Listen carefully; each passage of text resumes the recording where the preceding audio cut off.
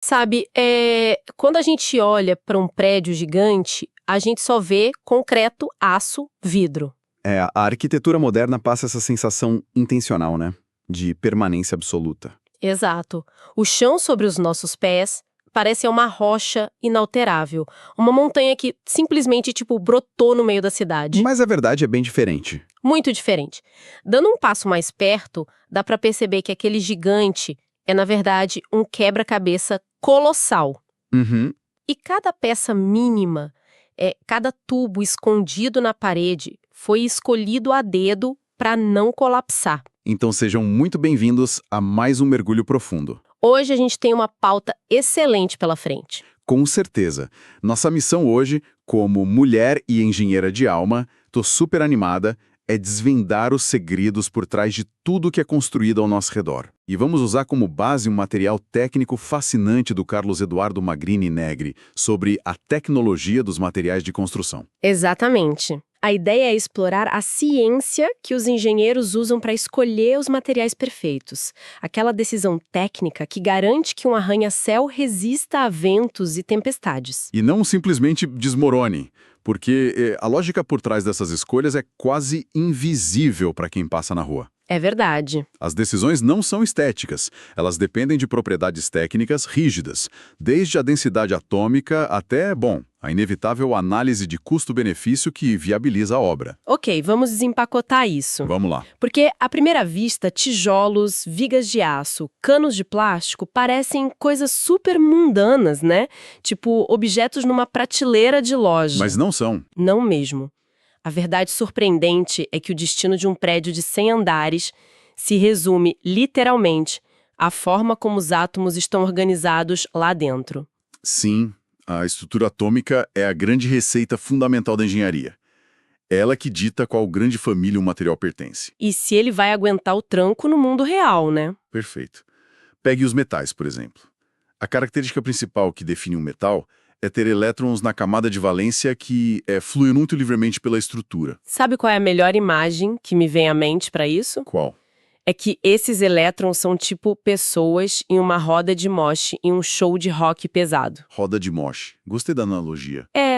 Eles estão lá, sabe, movendo-se freneticamente, esbarrando uns nos outros, fluindo por todo o espaço do galpão, sem estarem presos a uma cadeira específica. Olha, o que é fascinante aqui é que essa mesma liberdade de movimento, tipo essa roda de moche, é o que faz os metais serem tão vitais na prática. É por causa da condutividade. Exatamente. Essa nuvem de elétrons viajando pelo material permite que eles sejam excelentes condutores de eletricidade e de calor. A energia simplesmente pega carona nessa multidão. Que incrível. E, ao mesmo tempo, existe uma força de atração gigantesca mantendo os núcleos unidos, não é? Sim, uma altíssima atração eletrostática. Então, a gente tem uma estrutura que conduz energia maravilhosamente bem e ainda possui uma resistência brutal à tração. O que significa que eles aguentam ser esticados e puxados sem arrebentar. O que explica serem insubstituíveis, né? Cabos de pontes estaiadas, elevadores, os próprios vergalhões que armam o concreto. Sem os metais, o concreto armado não existiria. Mas, se a condução de energia é o superpoder deles, isso deve ser um pesadelo absoluto em outras situações. Tipo, quando a obra precisa isolar um fio elétrico ou impedir o calor de entrar num ambiente, certo? Inviabiliza completamente o uso. E é por isso que a engenharia precisou recorrer a outra família. Os plásticos. Isso. Materiais com uma química oposta, formados por longas cadeias orgânicas de carbono. Neles, os elétrons estão presos e supercontrolados. Os famosos polímeros. Eles mesmos. São leves e péssimos condutores, o que, ironicamente, os transforma nos isolantes perfeitos. Entendi. E dentro desse universo dos polímeros, tem uma linha divisória fundamental quando o calor entra na jogada, né? Sim, é crucial dividir a família em dois grandes times. De um lado, a gente tem os termofixos e, pelo que li, uma vez fabricados e moldados, eles ficam rígidos de forma totalmente irreversível. Exato. E se houver uma tentativa de reaquecer o material para tentar mudar a forma, ele simplesmente queima, né? A química tem ligações tão ramificadas que a estrutura prefere ser destruída a ceder. É bem isso. Do outro lado, temos os termoplásticos. Esses sim amolecem e derretem com o calor. Então eles podem ser reciclados e remoldados? Podem. Justamente porque as cadeias moleculares deles são mais lineares, são fracas e flexíveis. E um ótimo representante de como isso molda as nossas cidades é o PVC, O famoso tubo de PVC? o policloreto de polivinila. E olha, tem um mito de que todo plástico depende 100% do petróleo, né? Mas a composição do PVC em peso tem mais de 50% de cloro. Nossa, isso é uma tremenda sacada da indústria química, porque colocar cloro na receita faz com que o material não seja um bom combustível. Reduz muito o risco de propagação de incêndios num prédio. Sem contar que blinda o preço final contra aquelas flutuações loucas do barril de petróleo, sabe? Com certeza. Além disso, o PVC é insolúvel em água, o que explica ele dominar os sistemas hidráulicos residenciais de ponta a ponta. E a gente não pode esquecer do EPS, né? O nosso isopor. O poliestireno expandido, sim, segue uma lógica parecida de eficiência. Na construção pesada, blocos enormes de EPS são embutidos dentro das lajes. Eles substituem um volume massivo de concreto que só faria peso morto na estrutura. Aliviando a carga total do prédio e adicionando um isolamento termoacústico excelente. É muito eficiente. Muito. E ainda tem o acrílico, o PMMA, que é muito usado em portas e janelas modernas no lugar do vidro. Ele é rígido, super leve. E não estilhaça pelo chão num choque mais forte. Mas o vidro original tem o seu valor histórico, claro. Ah, sim. E o vidro nos puxa direto para o terceiro grupo, né? A família das cerâmicas. Que é um mundo à parte. As cerâmicas operam com ligações químicas inorgânicas, iônicas e covalentes.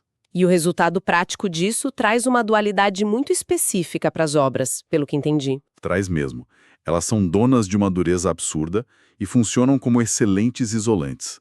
Mas, bom, cobram um preço altíssimo por isso. São incrivelmente frágeis. O que, ouvindo assim, parece meio contraditório. Tipo, algo muito duro sendo frágil. É a física de materiais. Ser frágil nesse contexto significa não ter paciência para entortar. O material não sofre deformação plástica. Ah, então sob um peso muito grande, a cerâmica não enverga feito um galho verde para avisar que vai ceder. Não, ela apenas racha. Ocorre uma ruptura catastrófica sem aviso prévio. Mas essa dureza extrema é indispensável na engenharia. Até porque esse grupo vai desde a argila cozida dos tijolos e as telhas até aquelas cerâmicas de engenharia super avançada, né? Sim. Rotores de turbinas, pastilhas de motores de alto desempenho, usam carbeto de silício porque precisam de dureza sob calor extremo. Algo que derreteria polímeros e oxidaria metais na hora. Exatamente. O que cria um gargalo interessante para o engenheiro projetista. Como assim? Imagina a prateleira de opções. Os metais são fortes, porém pesados. Os polímeros são leves, mas derretem. As cerâmicas são duras, mas trincam de surpresa. Entendi. E se a planta exigir um superpoder híbrido? Tipo, algo que nenhuma dessas famílias tem isoladamente. Aí entram os compósitos. A essência deles é combinar fisicamente dois ou mais materiais. Para extrair propriedades que seriam impossíveis de alcançar sozinhos. Isso. Todo compósito tem uma matriz, que é o corpo principal, e uma fase dispersa, que geralmente são fibras ou partículas embutidas. Sabe, isso soa muito como fazer um bolo. Um bolo. Pensa comigo. A gente tem a farinha em pó e os ovos líquidos. Quando mistura tudo e leva ao forno, surge uma estrutura nova. Ah, entendi. O bolo pronto não tem gosto nem de farinha crua nem de ovo cru. É uma terceira coisa totalmente nova. Olha, o raciocínio é bem próximo mesmo. A única diferença é que, nos compósitos, os materiais originais não se dissolvem um no outro, formando uma pasta homogênea. Eles mantêm a identidade microscópica. Sim. Existe uma interface clara entre a matriz e as fibras lá dentro. Eles mantêm suas naturezas, mas trabalham em sinergia. Nossa, tem um exemplo moderno, incrível de engenharia sustentável usando compósitos. Qual? O uso de fibras de celulose natural dentro de uma matriz de lignina. Eles basicamente pegam a madeira e a melhoram quimicamente. Aumentando muito a resistência mecânica e contra intempéries. É brilhante. Mas isso me traz uma dúvida. Uma coisa é saber a teoria das moléculas, o comportamento no papel. Mas como os engenheiros medem isso na prática? Para garantir que o prédio não vai cair. Como eles sabem quem ganha a vaga no projeto final? Entramos no teste de fogo. As propriedades físicas e mecânicas. É aqui que a gente mede os superpoderes de verdade. O mercado não pode depender de instinto, né? Jamais. Exige comprovação matemática. Começando por um conceito que o pessoal confunde o tempo todo. A diferença entre massa específica e densidade. Num bate-capo parece a mesma coisa. Parecem sinônimos. A fórmula até é a mesma, tipo massa dividido por volume. Mas a diferença está na intimidade do material. Como assim? A massa específica é calculada considerando um corpo 100% maciço e homogêneo. Tipo um cubo maciço de metal puro. Entendi. E a densidade? A densidade entra quando o corpo tem porosidade. Quando existem espaços vazios de ar lá dentro.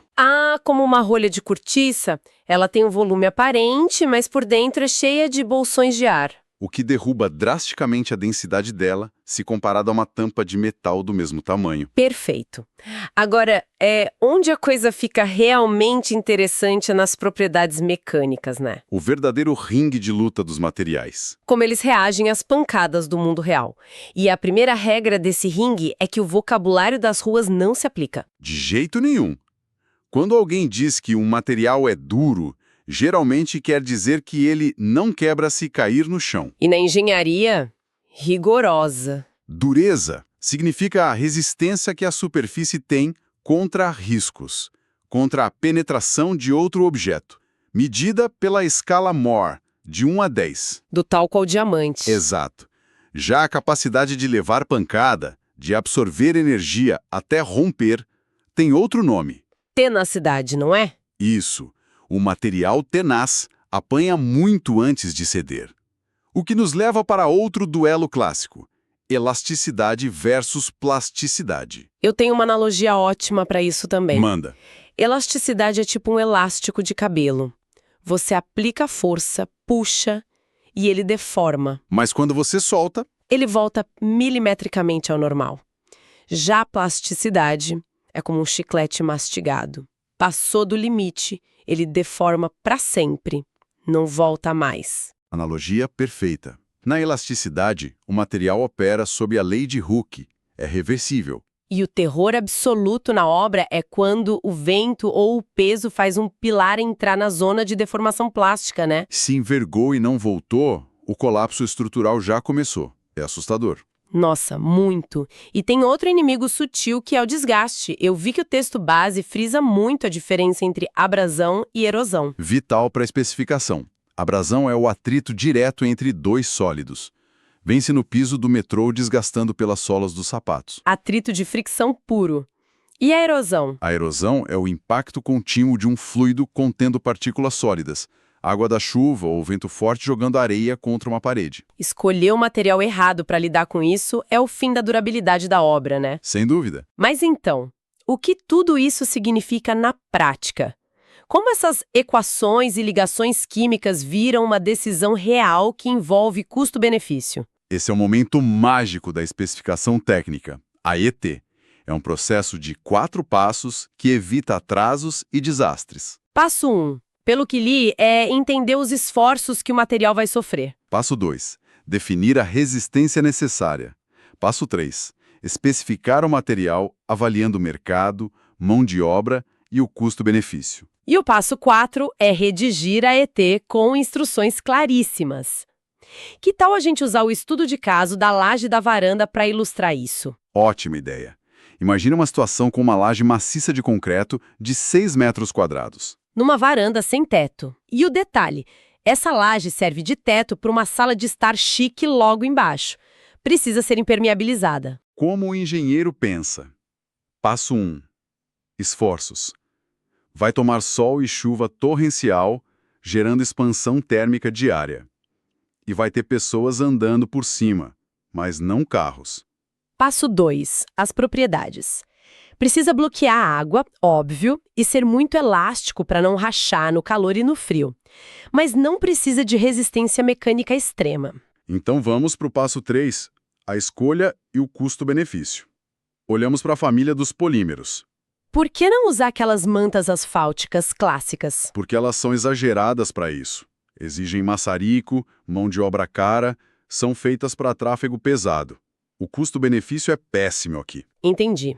Então, qual é a escolha elegante? Uma membrana acrílica impermeabilizante branca, Espera, branca por quê? Vai ficar escondida debaixo do piso. porque a cor branca reflete o calor.